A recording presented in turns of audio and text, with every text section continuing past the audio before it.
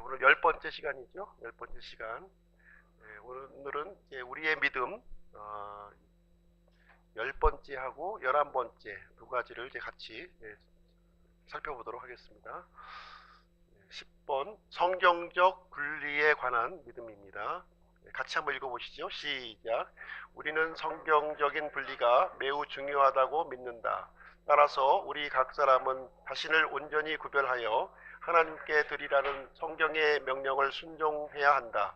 그러므로 우리는 세속성과 현대주의의 교회의 배도, 신복음주의, 은사주의, 구도덕 많은 타협, 그리고 무질서한 형제들로부터 우리 자신을 분리해야 한다. 10번째, 성경적 분리에 관한 믿음을 함께 살펴보도록 하겠습니다. 이 거룩이라고 하는 이 단어를 우리가 좀 이제 생각해 볼 필요가 있는데요. 이 거룩이라는 단어가 저 높고 높은, 나하고 상관이 없는 이 아주 뭐 고귀한 것이 이제 거룩한다는 의미가 아닙니다. 성경적인 거룩이라고 하는 것은, 성경적인 거룩은 하나님께로 이제 분리된 것이 거룩이에요. 여기 이제 그 많은 의자들이 있죠. 많은 의자들이 있지만 한 개의 의자를 하나님께 이렇게 구분시켰다면 바로 그것이 거룩이에요. 많은 집이 있지만 그 중에서 하나님께로 거룩히 구별했다면 바로 그것이 거룩을 이제 의미하고 있는 것입니다. 이 거룩이 이제 먼 세상, 새로운 세상을 얘기하는 것이 이제 아니라는 것이죠. 이 거룩은 신구약 성경을 이제 관통하는 이제 메시지가 되겠습니다. 레위기를 보시면요, 11장 45절 같이 한번 읽어보겠습니다. 시작. 나는 너희 하나님이 되려고 너희를 이집트 땅에서 데리고 올라온 주니라. 그런즉 내가 거룩하니 너희는 거룩할지니라. 이집트는 이제 세상을 상징하고 있는 거죠. 세상에서 이제 분리시켰어요. 분리시켰습니다. 그래서 분리된 삶, 세상과 분리된 삶으로 우리를 이제 부르셨다고 하는 내용이 되겠습니다. 그래서 이 거룩한 하나님께로 분리된 삶을 살아야 할 것을 이제 말씀하고 있습니다. 하나님처럼 하나님께로 분리된 삶을 살아야 할 것을 얘기해주고 있고요. 신약 성도의 교회도 동일한 것을 이제 우리 이제 요구하고 있습니다. 기록된 바 내가 거룩하니 너희도 거룩하라 하셨느니라.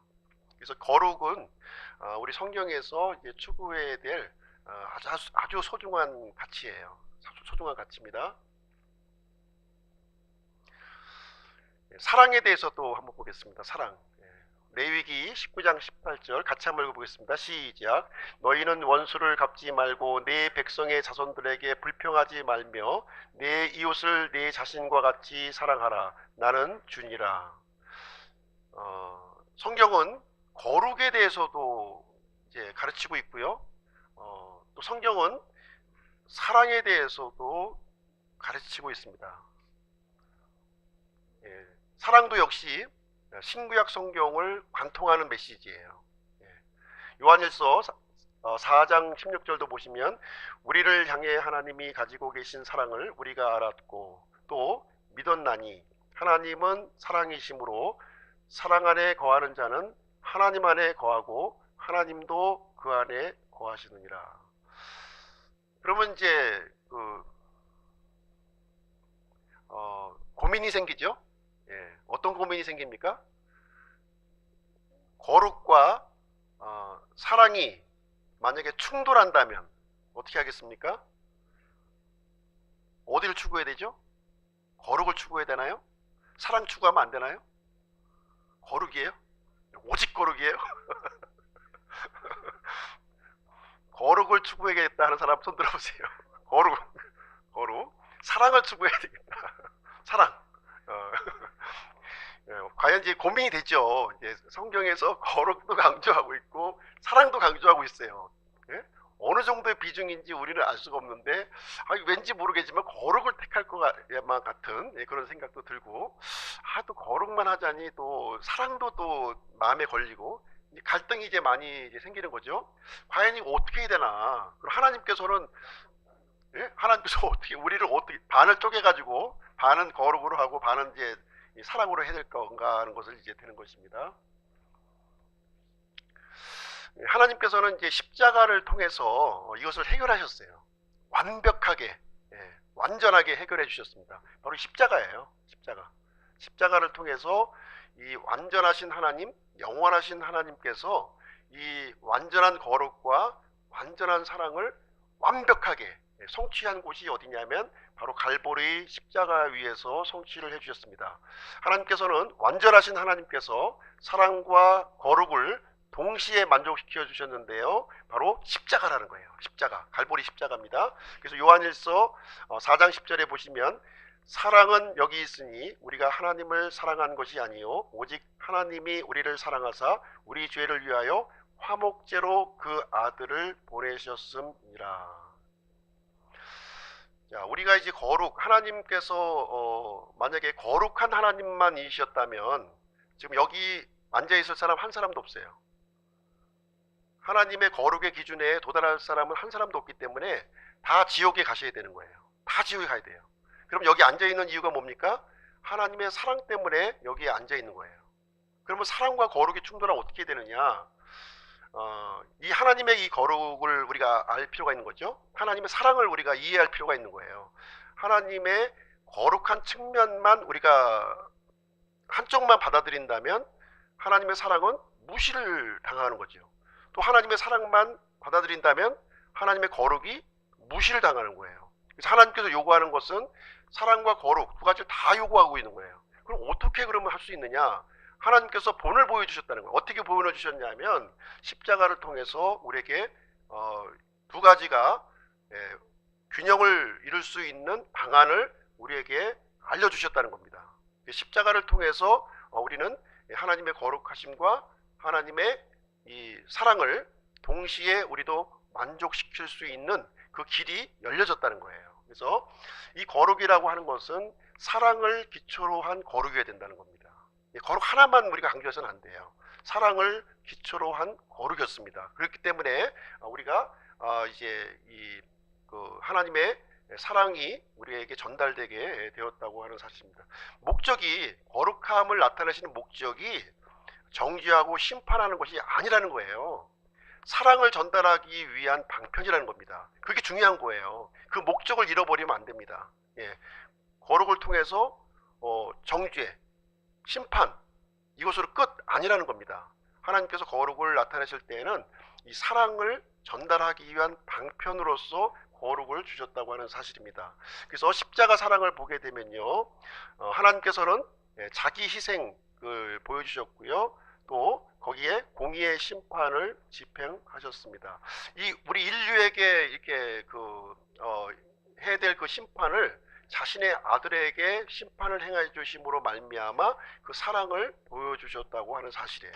그래서 요한복음 15장 12절에 보시면 내 명령은 곧 내가 너희를 사랑한 것 같이 너희도 서로 사랑하라 하는 이것이니라. 할 수 없는 것을 우리에게 명령하신 게 아니에요. 할 수 있는 것을 우리에게 명령을 해주신 것입니다. 그래서 하나님께서 우리를 사랑하신 것 같이 서로 사랑하라는 겁니다.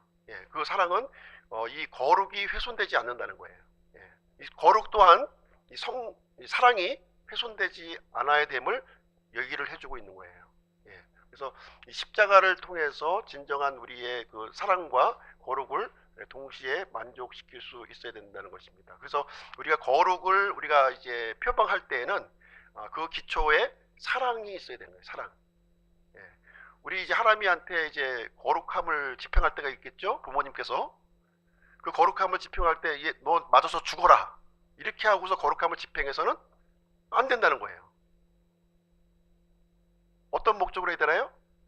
사랑하는 마음으로, 아끼는 마음으로 바로 세우려고 하는 마음이 그 목적에 있어야 된다는 거예요. 우리 형제들이 잘못을 할 수가 있어요. 그리고 잘못함을 보면 어떻게 되나요? 잘못을 지적하고 판단하고 교회를 떠나게 해야 되나요? 그게 아니라는 거예요. 그 형제를 위해서 내 문제로 알고 그 형제의 일을 내 문제로 안다는 거예요. 그러니까 하나님께서 이 인류의 문제를 누구의 문제로 알았습니까? 하나님 자신의 문제로 알았다는 거예요. 하나님 자신의 문제. 다른 사람의 문제를 누구의 문제로 알으라고요? 내 문제로 알아야 된다. 내 문제. 이것이 바로 십자가예요. 내 문제로 알면 어떻게 해야 돼요? 그것을 위해서 제일 먼저 기도해야 되는 거죠. 그리고 하나님 앞에 올바로 설 수 있는 목적을 위해서 인내심을 가지고 우리가 나아가야 된다는 거예요. 그 양면성이 같이 존재가 돼야 되지, 거룩만 강조해서 이 하나님의 공의의 심판만 집행하는 것만 한다면 하나님의 사랑은 어떻게 할 거예요? 하나님의 사랑은 우리가 위반하게 되는 거잖아요. 또 하나님의 사랑만 막 하면서 청지의 잘못된 것을 그대로 방치한다면 역시 하나님의 거룩함을 위배하게 되는 겁니다. 그래서 이 사랑의 기초 아래에서 그 거룩함이 항상 나타날 수 있도록 주의 깊게 해야 된다는 거예요. 주의 깊게. 이제 주의 깊인 거예요, 이게. 사랑도 무조건 사랑해서는 안 되는 것이고요. 거룩함도 무조건 거룩함만 강요해서는 안 된다는 겁니다. 하나님께서 우리를 어떻게 대해 주셨는가, 그거를 잘 봐야 된다는 거예요. 그래서 우리가 성경적인 분리도 마찬가지 개념이에요. 마찬가지. 너무 분리만 강조하다 보면 어떻게 살아야 되나요? 저기 태백산 굴 파고, 그것도 한 300m 굴 파고 들어가서 거기 있어야 돼요. 그렇지 않습니까? 누구하고 함께 하겠어요? 함께 할 사람 아무도 없어요. 그러나 하나님께서 요구하시는 이 거룩은 이 분리된 거룩이 아니라 사람들과 함께 하는 거룩이에요. 이 가족과 함께 하고 교회하고 함께 하고 우리 믿는 성도들이 함께 하는 거룩을 하나님께서는 강조하고 있다는 것을 우리는 알아야 됩니다. 그래서 이 하나님의 사랑 위에서 그 거룩함이 이렇게 잘 표출될 수 있도록 우리는 이제 기도하고 나 자신을 살펴볼 필요가 있다고 하는 사실입니다. 완전하신 하나님께서도 이렇게 했는데 불완전한 사람은 얼마나 더 주의 깊게 해야 되겠느냐 하는 것이 하나님의 이제 의도, 생각이다, 이렇게 보시면 되겠습니다. 자, 분리의 대상들을 보겠습니다. 우리가 이제 이집트에서 구출받았잖아요. 그죠? 세상에서 우리 구출받았고 영원한 형벌에서 구출받았다면 마땅히 분리해야 될 대상이 있다는 겁니다. 첫 번째는 불신자들을 우리가 이 분리의 대상이 되는 겁니다. 믿지 않은 사람하고는 당연히 함께 할 수가 없는 거예요. 그렇다고 해서 불신자들하고 함께 하지 않는다고 해서 모든 관계를, 불신자의 관계를 모든 걸 단절하고 말도 하지 않고 또 함께 밥도 먹지 말고 이런 건가요? 이게 아니잖아요. 하나님의 이 그 거룩함을 전달해야죠. 긍휼한 마음을 가지고. 너는 그 하나님 믿지 않았으니까 지옥 갈 거야. 지옥불에서 영원토록 고생해. 이게 아니라는 거예요. 그러면 그 사람에 대해 긍휼한 마음을 갖고 지옥에 가지 않도록 기도하고 또 복음을 전하고 이런 마음이 우리에게 있어야 된다는 것을 얘기해 주고 있습니다. 그러나 끝까지 그 타협하라는 건 아니에요. 그 불신자의 모든 것들을 내가 용인하고 타협하라는 것은 절대로 아닙니다. 거기에 대해서는 분명한 선을 그어야 되겠지만 내가 하나님의 속한 사람으로서 이 거룩함을 어떻게 표현해야 될 것인지를 우리가 좀 주의 깊게 이렇게 진행을 해야 된다고 하는 사실입니다. 그래서 이 불신자와 함께하지 말라는 얘기는 하나님의 가족으로서 나누는 영적 교제를 나누지 말라는 거예요. 이 사람들하고. 그래서 세상과 교회, 믿지 않는 자, 믿지 않는 자, 선이 분명하게 존재한다는 사실을 우리가 이제 아는 것입니다. 그리고 우리는 이제 이단들하고 또 이게 분리를 해야 되겠죠. 이단들을 하고도 분리해야 됩니다. 이단이라고 하는 것은 적극적으로 하나님을 대적하는 사람들을 얘기합니다. 적극적으로 진리를 대적하는 거예요. 예를 들면 이제 이 기독교의 이 믿음을 이제 파괴시키려고 하는 사람들이 있어요. 공격적인 목적을 가지고 어떤 이 다른 사람을 해칠 목적을 가지고 했을 때에는 우리가 어떻게 해야 됩니까? 방어해야죠. 정당 방어예요. 그런 정당 방어입니다. 그렇지 않아요? 우리 하람이 친구가 나를 그냥 막 이 상처를 내려고 막 때리려고 그래. 어떻게 해야 돼? 방어를 해야 돼. 그때 방어를 해야 되는 거예요. 그때는요. 그것을 알았을 때는, 그랬을 때 알았을 때 방어를 해야 되는 거예요. 그게 정당한 겁니다. 그래서 이단들에 대해서는 명백하게 이 진리의 말씀과 어긋난 이 사람들, 그걸 분명히 알았다면 거기에 대해서는 단호하게 우리는 대처를 해야 되는 겁니다. 이단들은요, 성경에서도 분명하게 언급하고 있어요. 저주받을 대상이고요, 멸망케 하는 사상이고요, 믿음을 뒤집어 엎는 자, 예를 들면은 우리 주변에 많이 있죠. 여호와의 증인, 안식교, 하나님의 교회, 신천지 이렇게 또 그 외에도 이제 많이 있습니다. 그리고 자유주의 신학도 우리가 이제 이단의 범주에 집어넣습니다. 자유주의도요, 기독교의 근본 교리를 부정한다는 거예요. 예를 들면 기적을 인정하지 않아요. 성경에 기록된 기적을 인정하지 않고 그리스도의 성육신 인정하지 않아요. 예수님의 신성 인정하지 않습니다. 삼위일체 인정하지 않아요. 성경의 이 보존 믿지 않습니다. 이것은 이제 거의 이단의 범주로 우리는 자유주의 신학을 우리는 포함시켜야 하리라고 생각을 합니다. 여기에 대해서는 단호하게 우리의 입장, 믿음을 표현을 할 필요가 있습니다. 이건 그게 바로 이제 이거는 거룩을 나타내는 거예요. 이단들에게는. 그리고 이제 범죄자들, 범죄자들도 우리가 분명하게 우리가 이제 분리해야 됨을 얘기를 해주고 있습니다. 윤리적으로 이렇게 명백하게 드러난 죄를 짓고 회개치 않는 사람들을 의미하고 있는 거예요. 여기에서는 분명하게 뭐 밥도 먹을 필요 없어요. 여기에 대해서는 같이 밥 먹으면 같이 이제 공범이 되는 거죠. 같이 밥 먹으면 분명히 구분해야 됩니다. 그리고 믿는 사람들 중에서도 이렇게 불순종하는 사람들이 있습니다. 불순종. 믿는 사람들 중에서도 고의적으로 악의의 목적으로 이렇게 불순종하고 교회를 어지럽히는 사람들이 있다는 거예요. 여기에 대해서도 명백하게 우리는 성경은 분리해야 될 것을 말씀을 해주고 있습니다. 경고를 해야 되고요. 거기에 상응하는 조치를 취해야 될 것을 말씀하고 있습니다. 우리가 분리에 대한 이유는 뭐냐? 교회의 본질이기 때문에 그렇습니다. 교회의 본질, 교회의 본질 때문에 그래요. 이 교회가 이 본질적으로 이제 하나님의 이 작품이거든요. 하나님의 작품이기 때문에 쉽게 오염이 될 수 있다는 거예요. 쉽게. 이 과일 같은 경우는 쉽게 부패가 돼요. 그래서 이 부패하면 먹을 수가 없습니다. 먹을 수가 없어요. 그래서 이런 이 교회 본질 때문에 우리는 분리를 우리가 순수함을 우리가 이제 요구해야 된다는 것입니다. 그리고 교회의 1차적인 관심은 하나님의 명령을 순종하는 데 있습니다. 그래서 교회가 지나치게 숫자주의, 실용주의로 이제 가는 것은 하나님의 명령을 순종하지 않는 것이에요. 우리는 성경의 진리를 우리는 추구해야 할 것입니다. 교회의 순수성이고요. 교회는 거룩해야 하고 또 교리적으로, 윤리적으로 우리는 거룩을 추구해야 되기 때문에 우리는 분리를 하고 있는 것입니다. 그리고 악의 전염성 때문인데요. 쉽게 우리 교회는 쉽게 이렇게 오염이 된다는 거예요. 쉽게 너무 순수하다 보니까 쉽게 오염이 됩니다. 그래서 누룩처럼 잘못된 것들은 윤리적인 것이나 교리적인 것도 마찬가지로 잘못된 것은 누룩처럼 쉽게 번진다는 거예요. 그래서 초장에 잡아야 돼요. 초장에 딱 이렇게 제거를 해야만 우리가 순수하게 보존을 할 수 있습니다. 그래서 악의 제거 또는 단절이 이제 필요하다 이렇게 얘기했는데요. 우리가 이제 그룹별로 우리가 이제 소모임을 갖는 것도 바로 이런 목적이에요. 우리가 좀 성경적으로 합당하지 않은 것들이 있었을 때는 바로 이렇게 제거를 해야 돼요. 핀세트처럼 꼭 집어서 이렇게 제거를 해주면 전체적으로 이제 건강하게 유지를 할 수가 있는 것입니다. 그리고 우리가 분리해야 되는 이유는 하나님의 명예 때문에 그렇습니다. 이 교회가 죄로 이렇게 오염되어 있고 부패되어 있다면 결국은 하나님께 이렇게 욕을 먹이는 거예요. 하나님께 영광이 안 되는 겁니다. 그래서 세상으로부터 이제 비난을 받게 되고요. 세상으로부터 짓밟힘을 당하게 된다는 것입니다.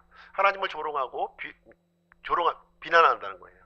그래서 교회의 이런 세속적인 모습, 잘못된 모습 때문에 요즘에 이제 많은 비난과 조롱을 받는 모습을 우리가 보게 되고요.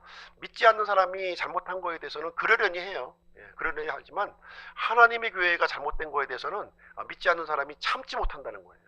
참지 못하는 거예요. 그래서 우리는 이 분리된 삶을 살아야 한다는 것입니다.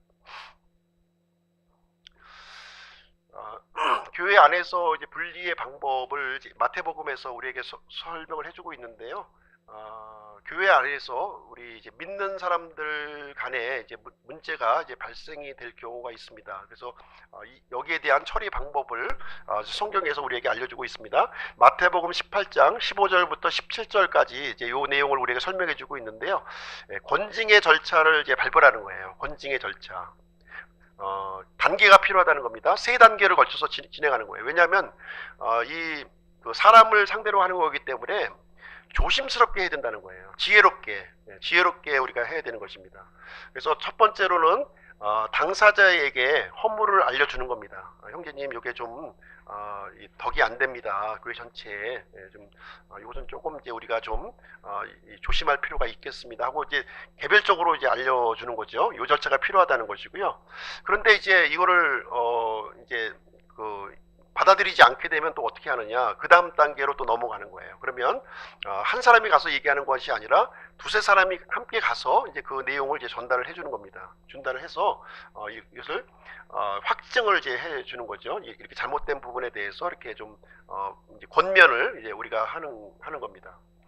그런데도 불구하고 이제 안 된다, 여전히 그랬을 때는 이제 교회에 이제 알리게 되고 이교도와 세리와 같이, 믿지 않는 사람과 같이 여기라 이렇게 얘기를 해주고 있습니다. 그래서 우리 믿는 사람들 안에는 이런 이제 권면을 좀 받아들이는 쪽으로 이제 부드러운 마음을 가질 필요가 있어요. 내가 볼 때는 이제 정당할 수 있지만 상대방이 볼 때는 정당하지 않을 수가 있다는 것이죠. 그래서 이 교회에서 필요한 것은 적절함과 균형이 매우 필요한 거예요. 적절함과 균형. 과도함으로 나가게 되면 이제 그렇지 않은 사람에게 상처를 입힐 수 있다는 사실입니다. 오전에도 이제 마르다와 마리아 얘기를 좀 해드렸지만 이 마리아 입장에서는 마르다가 이제 이해가 안 되고 용납이 안 되는 거죠. 그렇죠? 그리고 마르다 입장에서는 또 마리아의 모습이 이해가 안 되고 용납이 안 되는 겁니다. 그런데 그럼에도 불구하고 교회 안에서는 마르다와 같은 사람도 필요하고 마리아 같은 사람도 필요하다는 거예요. 그래서 서로의 어떤 교회 안에서의 그 다양성을 우리가 좀 이해할 필요가 있다.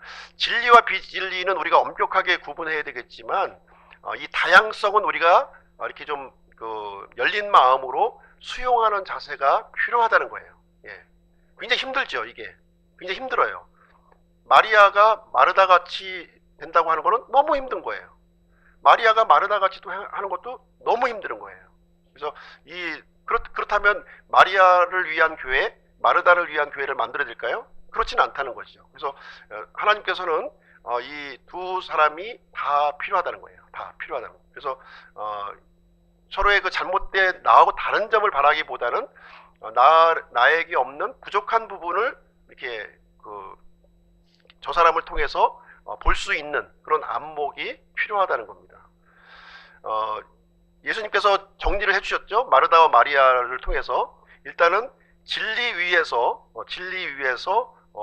섬김이 이루어질 것을 얘기해주고 있어요. 진리를 무시하고 섬기면 안 되는 거예요. 일단 진리 위, 하나님의 말씀을 듣는 편이 필요하다, 이제 분명히 말씀을 해주셨기 때문에 진리 위에서 우리의 여러 가지 섬김들이 이제 이루어지고 이것이 또 과도함이 되지 않도록 우리가 좀 조심스럽게 이렇게 좀 인내심을 가지고 진행을 해야 될 것을 이제 말해주고 있습니다. 그러나 명백하게 잘못된 부분이 있어요. 명백한 윤리적인 죄라든가 교리적인 죄라든가 이런 부분에 대해서는 명백하게 알려주는데 그것도 조심스럽게 하라는 거예요. 조심스럽게. 그 사람이 다치지 않도록. 왜 그러냐면 하나님의 이 거룩함을 드러내는 데 있어서는 사랑이 기초로 해야 돼요. 이 사랑이 없는 이 거룩함 때문에 많은 교회들이 이제 분쟁이 생기고 분리가 되는 일들이 많이 생겨나고 있습니다. 그래서 사랑을 기초로 한 이 거룩함이 나타날 수 있도록 거룩함을 이제 표현하고자 할 때는 그 속에 사랑함이 있는가, 긍휼함이 있는가를 볼 수 있는 안목이 있어야 되는 거예요. 그게 굉장히 중요합니다. 어떤 사람이 이제 거룩함을 이렇게 표방을 하고 있어요. 그러면 그분 안에 형제님 안에 이 사랑이 있습니까? 긍휼함이 있습니까? 하는 거를 조심스럽게 살펴보면 되는 거예요. 예. 근데 그게 없이 만약에 거룩함만 이렇게 탁 내쳤을 때에는 그것이 상처로 되고 다시 그것은 또 부메랑이 되어서 본인에게 날라오게 된다고 하는 사실이에요. 그래서 다시 이렇게 봉합할 수 없는 그런 단계로 진행이 되기 때문에 그것을 조심스럽게 우리가 지혜롭게 좀 우리가 감당해야 될 부분이 되겠습니다.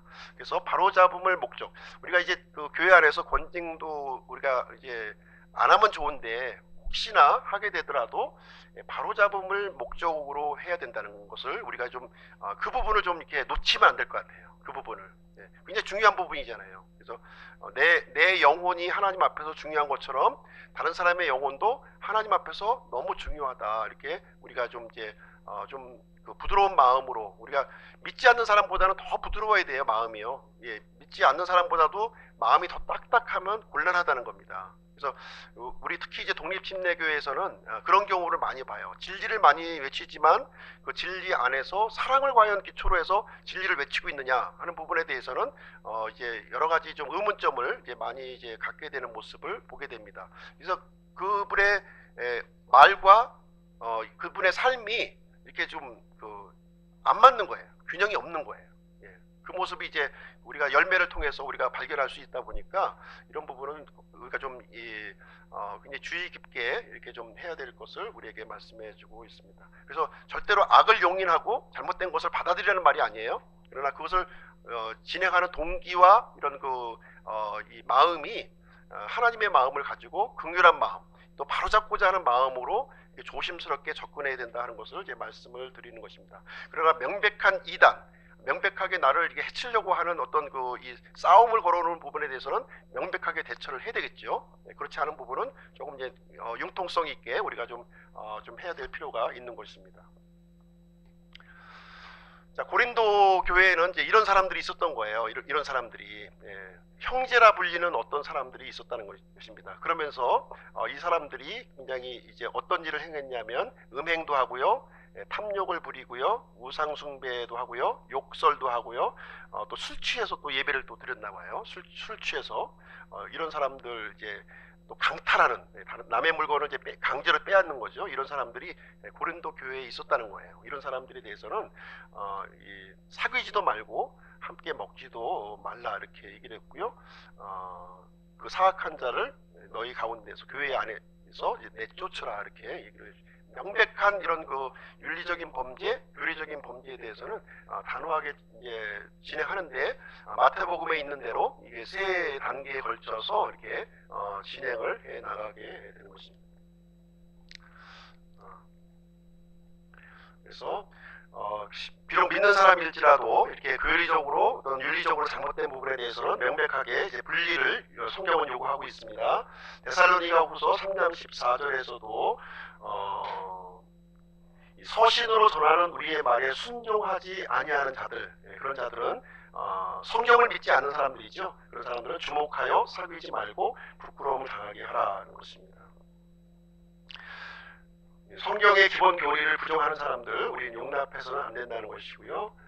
그리고 우리는 세계교회 회비회 WCC, 교회 협의회 NCC 이런 단체는 저희가 가입을 해서는 안 되는 겁니다. 교회 차원에서도 가입을 안 하겠지만 개별적으로도 이런 데는 가입을 해서는 안 되는 것입니다.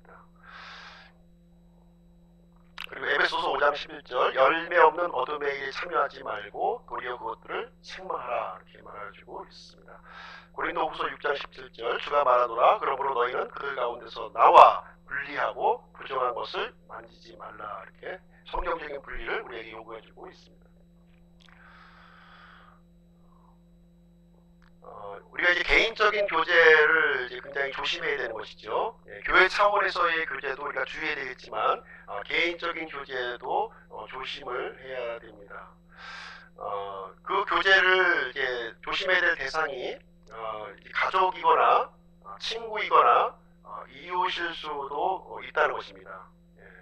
그래서 무분별한 교제로 우리가 악한 것, 잘못된 것을 우리 안에 용납해서는 안 됩니다. 왜냐하면 그것이 누룩처럼 들어와가지고 나만 망가뜨리는 것이 아니라 다른 사람까지 다 이게 망가뜨리기 때문에 매우 조심해야 된다는 것이죠. 매우 조심히 해야 되는 것입니다. 역대기하 19장 2절에 보시면 유다왕 여호사밧의 예가 나오고 있는데요. 여호사밧이 통치하던 때에 북이스라엘을 다스리던 왕이 누구였냐면 아합이었어요. 아합이었는데요. 근데 이 여호사밧은 굉장히 좋은 왕이었고 선한 왕이었어요. 아합 왕은 나쁜 왕이었고요, 사악한 왕이었어요. 그런데 문제는 뭐냐면 유다 왕 여호사밧이 아합 왕과 이렇게 친밀한 교제를 가졌다고 하는 사실이에요. 친밀한 교제를 넘어서서 인적 관계를 맺는 장면이 이제 나오게 되는데요. 여호사밧의 아들과 아합의 딸 아달랴와 이제 결혼을 시켜주는 일이 얼마나 친했으면 결혼까지 또 갔겠습니까? 그래서 태어난 아이가 누구냐면 아하시아예요. 아하시아의 엄마가 누구예요? 아하시아의 엄마 아달랴죠. 아달랴의 엄마는 누굽니까? 아합의 아내 이세벨이에요. 예. 이 아하시아가 왕이 되고 나서 얼마 왕이 못 되고 죽습니다. 죽게 되니까 어떻게 하나요? 이제 이 아달랴가 왕이 되는 거예요. 왕이 돼서 이제 이스라엘 전역을 통치하게 되는데 6년간 통치합니다. 6년간 통치해서 왕가의 씨를 다 죽여버려요. 이 다윗의 씨를 완전히 죽여버리는 그 잔혹한 일을 진행하게 되는데 이 유다 왕 여호사밧과 아합 왕의 그 교제 때문에 그 일이 이제 대대후손 이제 일어나는 장면이 일어나고요. 온 유대 땅이 이제 왕의 씨가 없어져 버리는 그 일이 이제 메시아가 올 수 있는 통로까지도 차단이 되는 그 일이 이제 진행이 되는 거죠. 그런데 이제 그 당시 여호야다라고 하는 이 제사장, 이 여호야다의 제사장의 부인이 누구냐? 부인이 여호사밧의 딸이에요. 여호사밧의 딸이 또 이제 그 당시 대제사장하고 이렇게 결혼을 또 한 거예요. 그래서 이 여호야다는 굉장히 아주 충직한 믿음이 있는 그런 사람이었는데요. 그래서 이 아달랴로부터 이 왕의 씨를 하나를 이제 몰래 숨겨서 이렇게 하는 장면이 또 성경에 기록이 되어 있어요. 그래서 그 이제 아들이 누구냐면 요아스 여호사밧의 손자죠. 그래서 요아스가 이제 7살에 이제 왕이 올라가게 되고요. 그러다 보니까 자연스럽게 요아스를 이렇게 좀 요아스를 왕이 되게끔 한 사람이 누구냐면 여호야다거든요. 여호야다의 어떻게 보면 수렴청정의 시대가 쭉 이렇게 이어지면서 요아스는 이제 이렇게 선한 왕으로서 이제 유다 땅을 통치를 하게 됩니다. 그런데 이 여호야다가 또 죽으니까 또 요아스가 또 악한 왕으로 또 변모되는 이야기가 또 성경에 또 기록이 되어 있어요. 그래서 이 여호야다의 아들 사가리아가 또 성전에서 죽임을 당하는 이야기가 성경에 기록이 되어 있습니다. 이것이 이 뿌리가 올라가는 거예요. 이렇게요. 이 선대 부모의 이 잘못된 이런 교제로 인해서 그 가족에게도 영향을 미쳤고요. 이스라엘 전역에도 악한 영향을 미치게 되는 모습을 보여주고 있습니다. 그래서 그 악한 영향이 나 혼자로 끝나는 것이 절대로 아니라는 겁니다. 굉장히 그래서 나한으로 인해서 가족이 망가지고 또 가족과 연관되어 있는 모든 사람들이 다 이렇게 망가지는 그 일들이 일어나고 있기 때문에 우리가 이 무분별한 교제, 잘못된 교제는 이제 안 하는 것이 지혜로운 사람인 것입니다. 그리스도인으로서 덕을 잃지 말아야 된다는 것이죠. 그래서 교제를 끊을 때는 신중히 이렇게 해야 됩니다. 성실한 노력을 전제로 하고요. 진지하게 권면하고 노력하는 그 과정도 필요하고 또 그리고 불가피한 분리의 때인지도 신중하게 이렇게 생각을 해야 됩니다. 그렇다고 해서 너무 분리 강조하다 보니까 그냥 뭐 무조건 분리 그냥 뭐 난도질을 하게 되면 남아있을 사람 또 하는 사람도 없는 거예요. 우리가 하나님을 믿었지만 여전히 미성숙한 사람들이 이제 많이 있고요. 또 성장해야 될 사람들이 많이 있습니다. 그래서 우리가 지혜롭게 바로잡는 것을 목적으로 삼아야지 이게 자르는 것을 목적으로 삼다 보면 우리는 이제 혼자 이제 믿음 생활을 하시든가 아니면 가족끼리만 믿음 생활을 해야 하는 것으로 이제 갈 수밖에 없습니다. 같이 같이 한번 읽어보시죠. 시작. 형제들아, 만일 어떤 사람이 잘못에 빠지거든 영적인 너희는 온유의 영으로 그러한 자를 회복시키고 네 자신을 살펴보아 너도 시험에 들지 않게 하라. 디모데후서 2장 25절 시작. 스스로 반대하는 자들을 온유함으로 일깨워 주어야 하리라. 혹시 하나님께서 그들에게 회개를 허락하사 진리를 인정하게 하시리니. 데살로니가후서 3장 15절 시작. 그러나 그를 원수로 여기지 말고 형제로서 권고하라. 예, 어떤 자세로 우리가 해야 되는 것인지 알겠죠? 예, 어떤 자세로 굉장히 조심스럽게 해야 되는 거예요. 예, 하나님의 관점에서, 하나님의 관점에서 또 성경의 관점에서 바라보아야지 내 관점, 내 기준으로 이렇게 잣대를 뒤로 밀었을 때에는 나와 성격이 다른 사람 함께 할 수 없어요. 내가 싫어하는 사람 함께 할 수 없어요. 나하고 동의하지 않는 사람 함께 할 수 없어요. 그러면 아무도 함께 할 수가 없는 겁니다. 그래서 하나님의 긍휼하심과 이 사랑함을 기초로 해서 다양성을 기초로 하고 이 큰 목적을 위해서 우리가 서로 나아가는 것이 이제 필요하다는 것을 이제 말씀드립니다.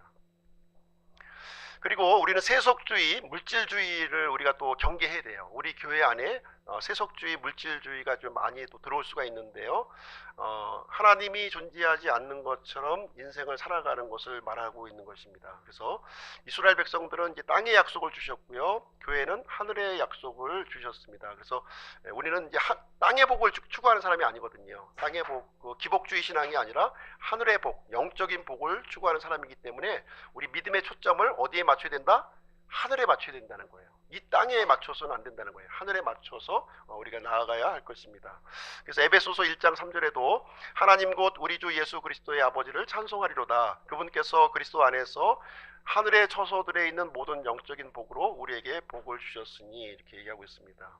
그래서 이 세속주의라고 하는 것은 세상의 가치가 성경의 가치보다 우선하는 것을 말하고 있어요. 그래서 요즘에 이제 자금에 일어나는 이 교회의 대형화가 이렇게 좀 부정적으로 이제 좀 많이 이제 발생이 되고 있는 것이 참으로 이제 안타까운데요. 이것이 성경의 가치와 세상의 가치 이제 어느 쪽에 비중을 두느냐 문제인 것 같아요. 세상의 가치 쪽으로 교회가 흘러갈 때에는 이제 믿지 않은 사람으로부터 이렇게 비난을 받을 수밖에 없고 잘못된 길로 갈 수밖에 없음을 여러 가지 사례를 통해서 우리에게 알려주고 있는 것입니다. 그래서 교회는 세상의 가치보다는 성경의 가치를 우선하는 쪽으로 우리가 이제 그 방향을 분명히 잡아야 될 줄로 생각합니다. 교회의 세속화, 교회가 세상을 이제 닮아가는 것이죠. 예. 세상이 이제 교회를 닮아가야 되는데 거꾸로 교회가 세상을 닮아가는 이런 상황이 이제 일어나게 되었습니다. 근데 이런 현상들이 이제 어떻게 해서 이루어지냐면 회심하지 못한 자, 교회 안에 회심하지 못한 자 또는 회심했지만 성화되지 못한 사람들 때문에 이 교회가 세상을 닮아가는 일이 이제 많이 생긴다고 하는 것입니다. 그래서 우리가 이제 교회 안에 모였다고 하는 것은 세상을 닮아가기 위해서 이 교회에 모인 것이 아니라 영적인 성장을 위해서 우리가 교회 안에 모인 거예요. 그 목적을 분명하게 알고 있어야 돼요. 영적인 성장을 하기 위해서 이 교회에 모였구나. 이 목적을 분명하게 명심하고 교회에 모여야 되는 것이지 이 세상적인 어떤 그런 것을 그것을 우리 교회 안으로 가져오는 순간 우리 교회는 이 세속화를 피할 길이 없다는 거예요. 그래서 특히 이제 교회 리더 되시는 분들은 이런 것을 중심을 잘 잡고 계셔야 된다는 거예요. 중심을. 우리가 추구하는 바가 뭐냐, 목적하는 바가 무엇이냐 하는 것을 분명하게 알고 있어야 돼요. 그래서 교회가 세속화로 나아가고 있는 것인지 이런 것들을 잘 분별해서 사전에 이렇게 좀 가지를 치는 일이 이제 우리 안에 있어야 되는 것입니다. 뭐 옷차림이 있을 수도 있고요, 음악이 있을 수도 있고. 또 비속어라든가 은어 사용도 있을 것이고요. 또 비윤리적인 상황으로 동성애, 헌금 횡령, 세습 뭐 이런 것이 요즘에 또 목사가 앞서서 하니까 참 막기도 힘들고 참 그런 것 같아요. 성도들이 하면 좀 막을 수는 있는데 목사가 또 앞장서서 하니까 좀 어려워지는 것 같습니다. 그래서 근본적인 내용을 보면 하나님을 두려워함이 없는 거예요. 하나님의 두려워함. 그래서 사람 중심, 편의성 위주로 가다 보니까 교회 세속화가 점점 이제 가속화되고 있는. 그래서 이제 기독교가 이제 2000년 전에 생성이 되어서 유럽에 가서 문화가 되었고 미국에 가서 기업이 되었고 또 우리 대한민국에 와서 재벌이 되었다 이런 말이 있어요. 그래서 우리 대한민국 교회가 더 성경적인 교회가 이렇게 많이 세워지기를 간절히 바랍니다. 신천지에 대해서 우리 탁지 형제가 이제 설명하면 잘 설명할 것 같은데, 신천지 한번 좀, 가장 위험한 이단이 신천지인 것 같아요. 가장 위험한 이단. 여호와 증인이라든가 하나님의 교회는 자신의 정체를 밝힌다고 그래요. 예, 자신의 정체를 밝히는데, 이 신천지는 자신의 정체를 안 밝히는 거예요. 심지어 2년, 3년까지 신천지인 것을 드러내지 않는다는 거예요. 굉장히 위험한 겁니다. 정체를 밝히면, 적을 알면 이게 제거하면 되는데 2년, 3년 동안 교제권에 있으면서 신천지라고 하는 사실을 밝히지 않는다는 거예요. 그래서 이 신천지가 고도의 훈련된 사람들이 교회 안에 이렇게 투입이 되고 있고요. 주중에 이렇게 또 그 훈련을 받아가지고 이제 주일날에는 이제 이게 그 사냥감 목표를 대상으로 하는 교회에 또 출석을 해서 이렇게 또 사역을 또 진행을 한다고 합니다. 굉장히 아주 우리가 경계해야 될 정체를 모를 사람들을 우리가 대상으로 해야 되기 때문에 상당히 어려워지는 것이고요. 우리가 진리로 무장되지 않으면 쉽게 넘어갈 수밖에 없는 그런 상황이 되겠습니다. 고린도후서 11장 3절로 5절 같이 한번 읽어보겠습니다. 시작. 그러한 자들은 거짓 사도요 속이는 일꾼이며 자기를 그리스도의 사도로 가장하는 자들이니라. 그것은 결코 놀랄 일이 아니니 사탄도 자기를 빛의 천사로 가장하느니라. 그러므로 그의 사역자들 또한 의의 사역자로 가장한다 하여도 그것은 결코 큰 일이 아니니라. 그들의 마지막은 그들의 행위대로 되리라. 그래서 가장 위험한 이단이 이렇게 가장하는 사람들이라는 거예요. 가장 트랜스포머에서 변신하는 거예요. 이 변신, 마치 성도처럼 변신을 해 있고요, 마치 그 사도처럼 변신해 있고, 마치 이 빛의 천사로 변신해 있고, 또 의의 사역자로 변신해 있기 때문에 이 실체를 알기가 대단히 힘들다는 거예요. 마치 그 사람이 아주 이 올바른 성도인 것처럼 겉으로는 보인다는 겁니다. 그러나 그 속을 우리가 잘 분별해서 파악을 해야 되는 것이죠. 신천지의 주요 교리를 보시면 이렇게 이제 5가지가 이제 나와 있는데요. 신천지도 예수님을 믿어요. 그러니까 힘든 겁니다. 예수님에 관한 교리가 있어요. 예수님을 믿고 이렇게 하고 있는데, 이제 이 예수님이 과연 성경에 기록한 예수님이냐, 자기들이 만들어낸 예수님이냐 하는 것은 우리가 잘 분별해 봐야 알 수 있다는 거예요. 우리가 믿는 예수님은 누구예요? 성경에 기록된 예수님이에요. 성경에 기록된 예수님과 틀리면 그건 아닙니다. 다른 예수님이에요. 다른 예수예요.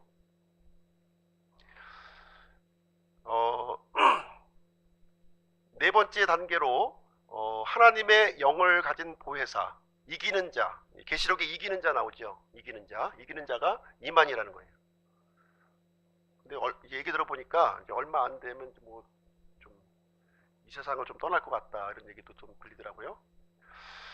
세 번째 단계는 계시록을 가지고 얘기합니다. 계시록. 항상 이제 그 난해한 거 가지고 붙드는 거예요. 이 사람들은 난해한 거를 가지고 계시록의 실상을 이제 보여준다 이러면서 천국의 비밀 이제 이거를 알려주고 예언과 성취. 그래서 영적인 해석을 하는 거죠. 계시록을 영적인 해석을 해서 아전인수격으로 짜집기 해석을 하는 거예요. 자기에 맞는 것만 취사 선택해서 믿는 겁니다. 굉장히 위험한 거예요.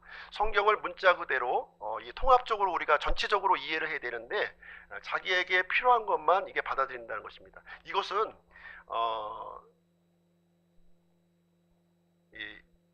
천주교의 이 대체 신학이 가장 큰 어떻게 보면 그걸 제공을 했어요. 대체 신학.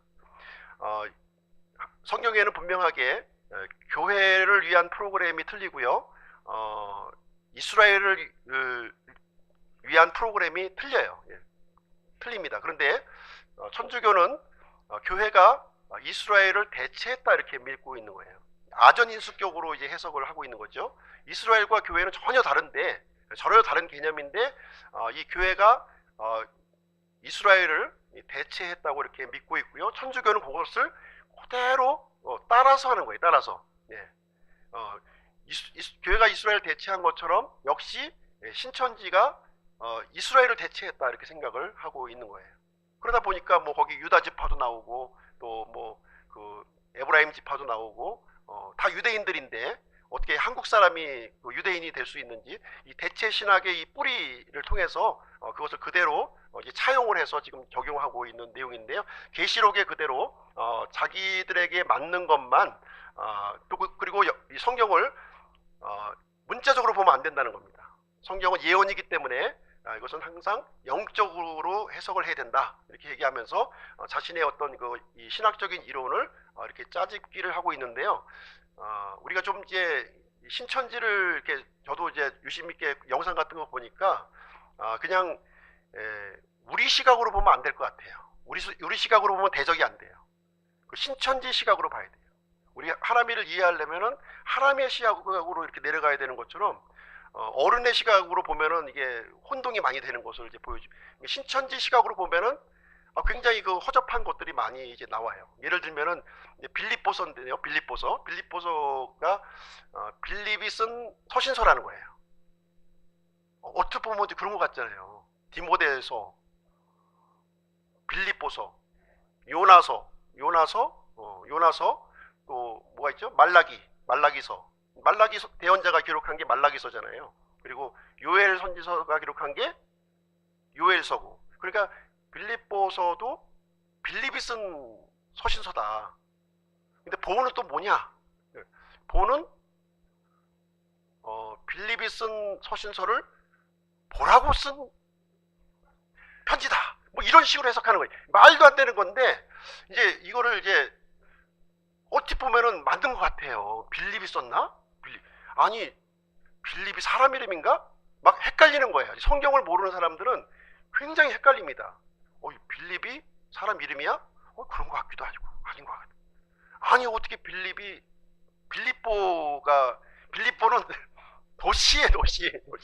도시가 어떻게 사람이 돼 버립니까? 이런 식으로 뭐 황당한 그 이론들이 거기에 있는 거예요. 그래서 이제 그걸 이해하려면은 그냥 우리 성경대로 하나님 말씀을 있는 그대로 믿는 사람들은 그냥 믿어버려요. 그냥 빌립보서 빌립이 보라고 쓴 편지인가 보다, 맞는가 보네, 이렇게 받아들인다는 거예요. 쉽게. 근데 가만히 그들 시각으로 이렇게 보게 되면 아니 빌립하고 빌립보 틀리지, 잘못된 거지 하고서 딱 이게 찝어낼 수가 있어야 되는데 그런 내용들로 다 이게 짜집기가 좀 되어 있는 내용들입니다. 그리고 이제 1단계, 2단계, 3단계, 4단계죠. 4단계.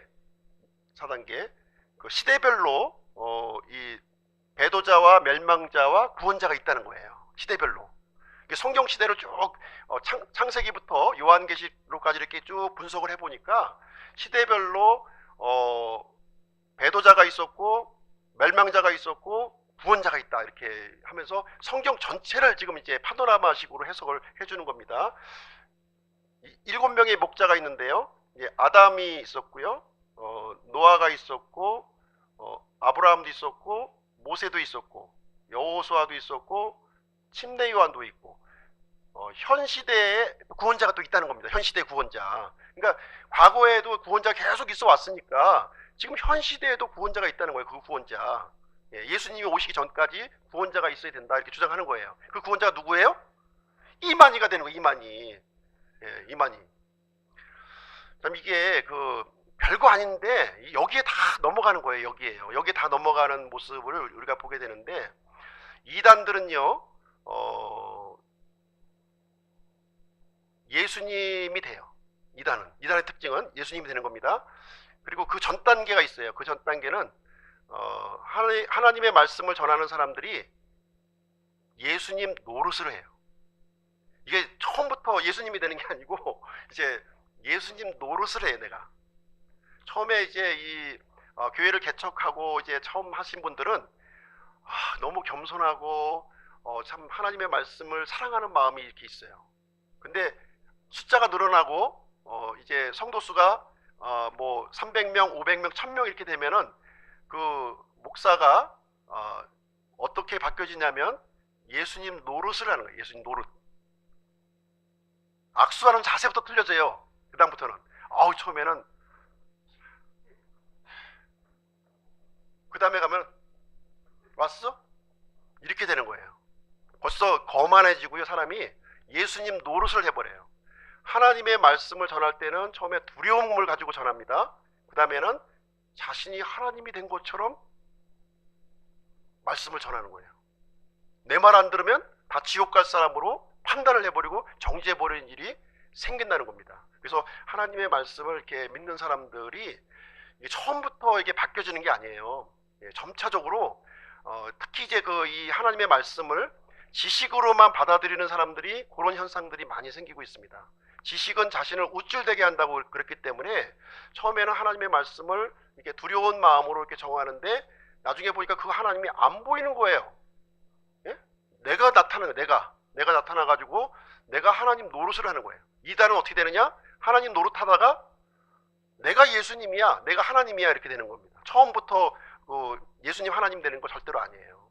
서서히 바뀌어져 변질되어 가는 모습을 거리가 볼 수가 있습니다. 그래서 이 큰 교회 목사님들 보면은 어깨에 이게 훅가시가 팍 들어가요. 훅가시가 들어가가지고 벌써 악수 자세가 틀려.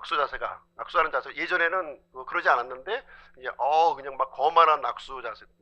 내가 너 따위하고 좀 같이 서야 될 사람이냐 하는 정도로 이게 바뀌어지는 모습을 보게 됩니다.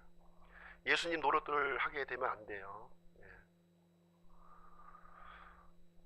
그리고 이제 신천지에 요게 이제 사실은 요게 거꾸로 올라가야 되는 그죠? 거꾸로 올라가야 되는 거죠. 거꾸로. 요게 이제 초등 단계고 그다음에 처음부터 뭐 이제 이만희가 예수님이다 그러면은 누가 믿겠어요? 아무도 안 가지. 근데 처음부터 그렇게 안 하고요. 처음에는 이제 비유풀이로 갑니다. 비유풀이. 그래서 하나님의 말씀이 비유로 이렇게 봉해져 있기 때문에 이것은 영해를 해야 된다는 겁니다. 영해. 중요한 게 영해입니다. 영해. 그래서 비유 푸는 자가 있고 비유를 풀리는 그 때가 있다. 그래서 신천지에게 비유를 푸는 열쇠를 갖고 있다고 이렇게 주장을 하고 있는 것입니다. 그러니까 대부분의 교회들이 하나님의 말씀을 알지 못하니까 이런 식으로 해서 이제 미혹시키는 일이 이제 여기가 생기는 거예요. 하나님 말씀을 잘 알고 싶은 사람들이 신천지로 빠져요. 하나님 말씀 관심이 없는 사람들은 절대로 신천지 안 갑니다. 좀 하나님 말씀 좀 배워야 되겠다. 좀 뭔가 좀 하나님 말씀에 이렇게 비밀스러운 것을 알아야 되겠다는 사람들이 이렇게 영해를 가지고 이제 이렇게 밑밥을 딱 던져서 이렇게 끄집어 당기는 일이 생기고요.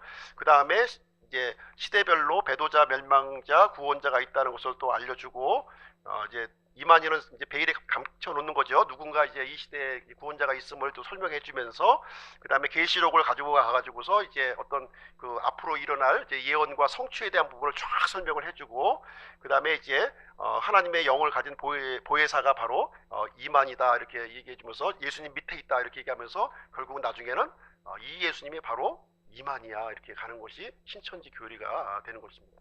서서히 이렇게 개구리가 이렇게 삶아서 이렇게 죽는 것처럼 그런 방식을 신천지는 사용을 하고 있는 것입니다. 자, 이기는 자 교리를 가지고 있는 건데 이 사람이 이제 이만이다 이렇게 얘기해주고 있는데 요한복음 16장 33절 같이 읽어보겠습니다. 시작. 너희에게 이 일들을 말한 것은 너희가 내 안에서 평안을 누리게 하려 함이니라. 세상에서는 너희가 환난을 당할 터이나 기운을 내라. 내가 세상을 이기었노라. 세상을 이기었노라 하신 분이 누군가요? 이만이에요? 예수님이죠. 예수님이에요. 세상을 이긴 자 바로 예수님입니다. 요한일서 5장 4절 5절 예수님께서 하나님의 아들이심을 믿는 자가 아니면 누가 세상을 이기는 자냐. 여기도 이기는 자 또 나오죠. 이기는 자 누구예요? 여기서는 하나님의 아들을 믿는 자, 예수 그리스도를 하나님의 아들로 믿는 자가 바로 이기는 자. 성경이 이 사실을 해석을 해주고 있는 거예요. 성경 자체가 이것을 해주고 있습니다. 그리고 이만희를 이제 하나님의 영을 가진 보혜사다. 이렇게 이 보혜사가 이제 개혁 성경에 이제 기록되어 있는 말인데 뭔가 특별한 사람으로 보이죠. 보혜사가 특별한 사람으로 보입니다. 영어로 이제 얘기하면 카운슬러예요. 돕는 자입니다. 돕는 자를 보혜사라고 하는 건데 개혁 성경에는 보혜사로 이렇게 얘기했고 이 보혜사가 바로 이만희다 이렇게 주장하고 있습니다. 그럼 이 보혜사가 누구냐? 성경을 봐야죠. 성경 안 보니까 이제 엉뚱한 사람으로 우리가 착각할 수밖에 없는 건데요. 이 보혜사, 이 위로자가 누구냐 한번 보겠습니다. 요한복음 14장 26절 시작. 위로자 곧 아버지께서 내 이름으로 보내실 성령님 그분께서 너희에게 모든 것을 가르치시고 내가 너희에게 무엇을 말하였든지 너희가 모든 것을 기억하게 하시리라. 그래서 성령님이 위로자예요. 보혜사입니다. 또 다른 보혜사를 보낸다 이제 말씀하셨잖아요. 그러니까 또 다른, 그러니까 예수님도 보혜사고 성령님도 보혜사임을 성경은 우리에게 가르쳐주고 있습니다. 로마서 8장 9절, 그러나 너희 안에 하나님의 영께서 거하시면 너희가 육신 안에 있지 아니하고 성령 안에 있나니 이제 어떤 사람에게 그리스도의 영이 없으면 그분의 사람이 아니니라. 그래서 하나님의 영, 성령님이 보혜사임을 우리에게 알려주고 있습니다. 그 다음에 이제 비유풀인데요. 비유풀이가 이제 대표적인 아전인수격 해석이 되겠습니다. 아전인수격이에요. 베드로후서 3장 16절 같이 읽어보겠습니다. 시작. 또 그 모든 편지에도 이런 일에 관하여 말하였으되 그 중에 알기 어려운 것이 더러 있으니 무식한 자들과 굳세지 못한 자들이 다른 성경과 같이 그것도 억지로 풀다가 스스로 멸망에 이르느니라. 그래서 베드로가 이게 성경을 잘못 왜곡되게 풀게 되면 멸망에 이를 것을 여기에 경고를 해주고 있어요. 그래서 아전인수격으로 이 비유풀이를 가지고서 장난치면 안 되는 거예요. 장난치면 안 됩니다. 마태복음 13장 34절, 예수님께서 이 모든 것을 무리에게 비유로 말씀하시고 비유가 없이는 그들에게 말씀하지 아니하셨으니, 비유가 없이는 이렇게 말씀하고 있는데요. 예수님께서는 모든 것을 비유로 말씀하신 게 아니라는 거예요. 모든 것을 비유로 말씀하신 것이 아니라 특별히 중요한 영적인 진리를 알려주시기 위해서, 이 깊은 깨달음을 주기 위해서 특별한 그 말씀에 대해서 비유로 말씀해 주셨다 얘기를 해주고 있습니다. 그러나 신천지에서는 모든 성경 기록이 비유로 되어 있다는 거예요. 그 비유를 푸는 열쇠를 신천지가 가지고 있기 때문에 우리한테 와서 성경을 배우라 이렇게 얘기를 해주고 있는 것입니다. 거기에 속아 넘어가시면 안 되는 거예요. 예수 그리스도가 이제 생명의 말씀이라고 이렇게 말씀해주고 있고요. 그리고 말씀이 육신이 되어 이제 우리 가운데 들어오셨다 이렇게 얘기해주고 있습니다. 그래서 예수님을 성경에서는 생명의 말씀이요 성육신 하신 그리스도시요 전능자 하나님이시라고 우리에게 말씀해주고 있어요. 그래서 예수 그리스도가 어떤 분이냐 하는 것을 성경에서 분명하게 명확하게 알려주고 있는 거예요. 처음부터 이렇게 존재하셨던, 하나님과 함께 하셨던 그 말씀이라 이렇게 말씀해주고 있고요. 그 말씀이 사람의 몸을 입고 이 땅에 오셨는데 그분이 예수 그리스도시라는 거예요. 그분이 어떻게 오셨습니까? 유대인으로 오셨어요. 아브라함의 씨로 오셨고 다윗의 씨로 베들레헴에 오신 분이에요. 그분이 바로 전능자 하나님이다 이렇게 말씀해주고 있습니다. 그래서 예수 그리스도는 성경에서 명백하게 알려주고 있습니다. 아브라함의 씨, 유다지파, 다윗의 씨, 처녀 탄생, 베들레헴, 에브라다에서 출생하신 분. 근데 이만희는 어디에서 출생했어요? 어디에서? 병원에서 출생했나요? 병원? 뭐 하나도 안 맞잖아요. 하나도 안 맞잖아요. 어떻게 예수님이 될 수가 있어요?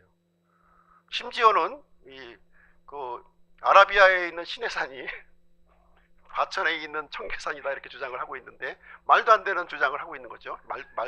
아니 어떻게 아라비아에 있는 시내산이 과천에 있는 그 청계산인데 그것이 같은 산이다 이렇게 또 주장할 수 있는지, 그것을 가지고 아멘하는 사람은 또 이상하게 더 이상하신 분들이 이제 많이 모여서 지금 이제 하고 있는 것 같아요.